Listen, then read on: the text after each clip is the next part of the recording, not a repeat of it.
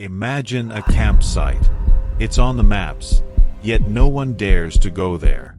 The locals warn you, but they never say why. But what about you?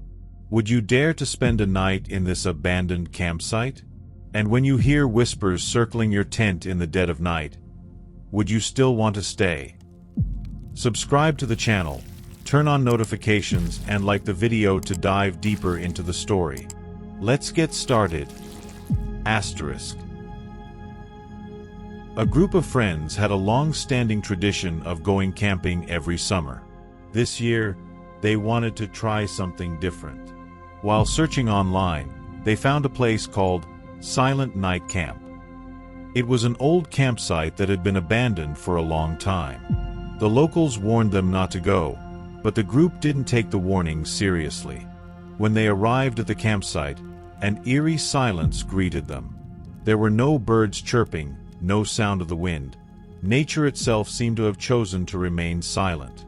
Around them, they saw abandoned bungalows and rotting wooden tables.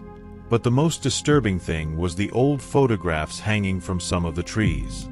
They were black and white photos of unfamiliar faces. Some were smiling, while others stared blankly at the camera. "What the hell is this?" Emma asked, picking up one of the photos. On the back, faded handwriting read, "Leave." Jake laughed, trying to break the tension. They probably belonged to the old campers. Maybe it's some kind of prank. But Olivia felt uneasy. As night fell, strange things began to happen. They heard rustling noises around their tents. At first, they thought it was an animal, but then they heard whispers. A voice echoed through the darkness, whispering, "You shouldn't be here." Daniel pointed his flashlight in the direction of the sound, but there was nothing. Then, just beyond the camp, they noticed an abandoned cabin. Jake and Daniel decided to gather their courage and check it out. Inside, they saw names carved into the walls. At the top of the list were Emma Carter, Jake Hudson, Daniel Ross, and Olivia Bennett. It was impossible. Those were their names.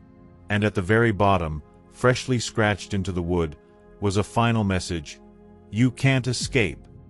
Suddenly, the door swung open, and a piercing scream rang out from outside. Rushing back to the tents, they found Emma and Olivia collapsed on the ground, their eyes wide with terror. Behind them, the trees seemed to be filled with shadowy figures, human-like silhouettes moving closer. The whispers grew louder. They tried to run, but the camp refused to let them go. No matter which direction they ran, they kept ending up in the same place. That's when they realized the truth. No one who stayed in this camp ever left. And the next morning, when a new group of campers arrived at Silent Night Camp, they saw 4 new faces added to the old photographs.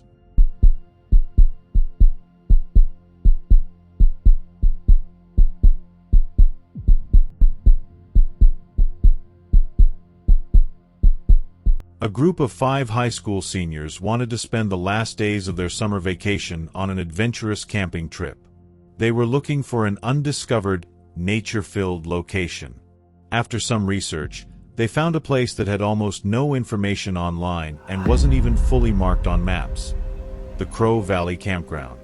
While searching for details, they came across a few old forum posts. Some people claimed they had experienced strange dreams after camping there and never returned.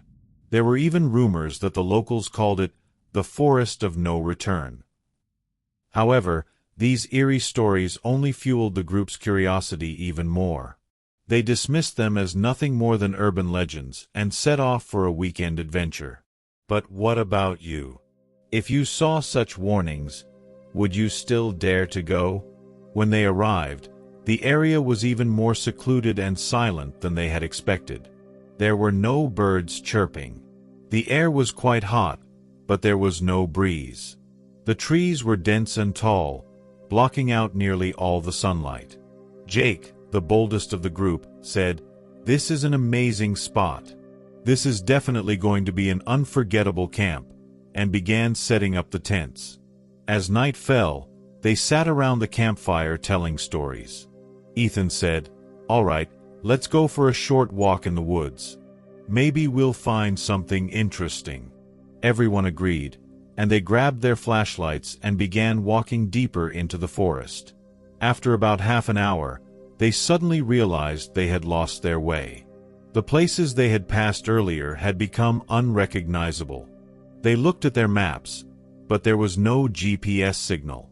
Ryan said, "This can't be right, we just passed this way. We should be back where we started, but this place looks completely different." Just as they decided to turn back, they heard a strange hum coming from deep within the forest. The sound resembled whispers, but the words were indecipherable. Lily said, "Do you hear that? It sounds like someone's talking, but I can't understand what they're saying," her voice trembling. As the whispers grew louder, they noticed dark shapes moving between the trees. But when they pointed their flashlights in that direction, nothing was there. Terrified, they decided to head back to the campsite, but they couldn't find their way. The deeper they walked, the more they ventured into the heart of the forest. After a while, they spotted an old, abandoned cabin nestled between the trees. The wooden structure was nearly rotting, and some of the windows were broken. "Maybe we can find a map or a compass inside," Ethan suggested. Hesitantly, they opened the door. As they stepped inside, they saw names carved into the walls. But the most chilling thing was a message written on an old wooden plank on the wall. "They come at night. Don't turn off your light. If you hear their voices, don't run, because you can't escape." At that moment, a scream echoed from outside. They froze. The scream sounded just like Lily's, but Lily was standing right next to them. Is that my voice?" she whispered, fear lacing her words. Jake whispered urgently, "We can't stay here any longer. We need to get back to the campsite." But when they opened the door, they were met by tall, shadowy figures that were not quite human. Their faces were absent, yet their presence was undeniably felt. The group of friends panicked and tried to hide inside. When their fire went out, the shadowy figures began to move closer. Ryan grabbed a stone and threw it at the door, but the stone suddenly stopped mid-air, as if an invisible hand had caught it.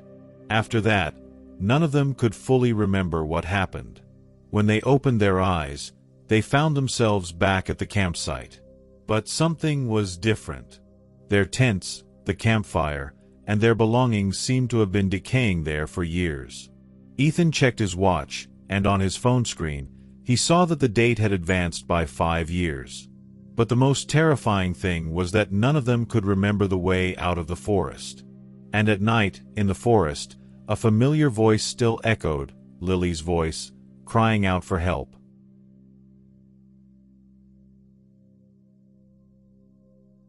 A group of high school friends were searching the internet for unexplored places to have an adventurous camping trip.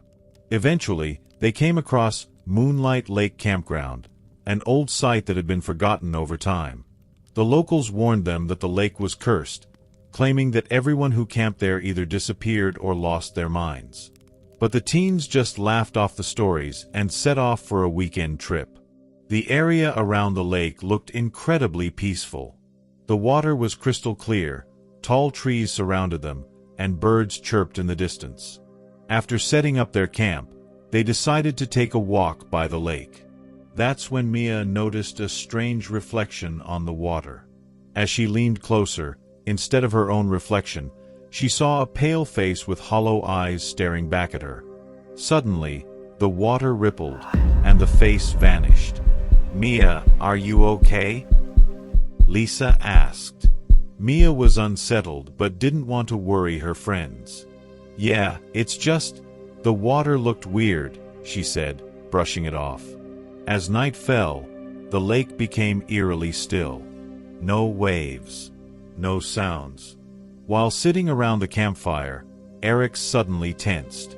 "Someone's watching us," he whispered. Everyone turned around, but there was nothing. Then, A faint splashing sound came from the lake, as if something was slowly emerging from the water. When they shone their flashlights toward the surface, they saw dozens of pale faces rising from the lake. Their eyes were empty, their mouths slightly open, as if they were screaming silently. "What the hell?" Sam yelled, and they all sprinted toward their tents. But something had changed. Their tents were no longer where they had left them. The trees seemed darker and closer together. The campsite wasn't letting them leave. Gasping for breath, Mia turned toward the lake and saw a pair of enormous glowing eyes staring back at them from the water. The eyes blinked slowly, and the lake itself seemed to shift, as if it were alive. That night, no one returned from Moonlight Lake. And a few days later, when a new group of campers arrived, they saw 4 new faces reflected on the water's surface.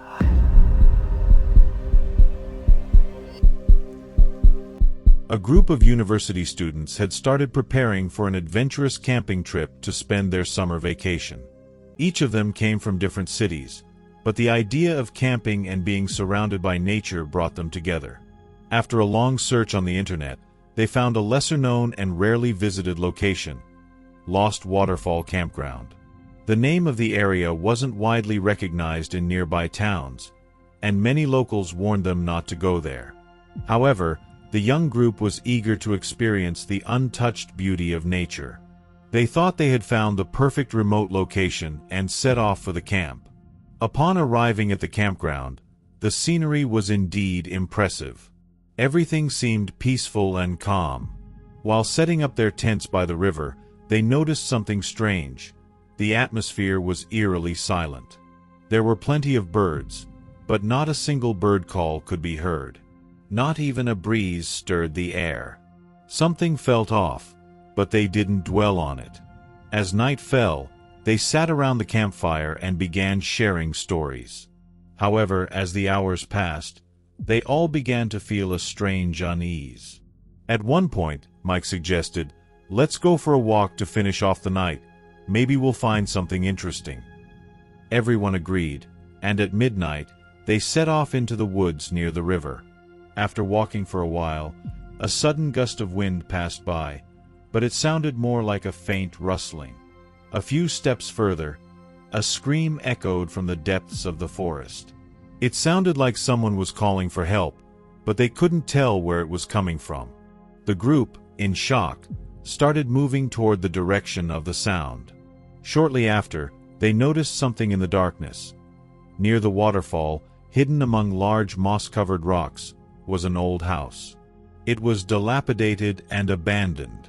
When they opened the door, the inside was dark and smelled foul. But there was something there, a fleeting shadow, or maybe just a trick of the eye. As soon as they stepped back outside, the strange noises increased. Suddenly, everyone heard the same voice echoing in their heads. "Turn back! You can't stay here." Panicked, they tried to return to their campsite, but no matter which way they went, they couldn't find the same path. The stones near the river seemed to move them in a different direction each time. They were lost deep in the forest.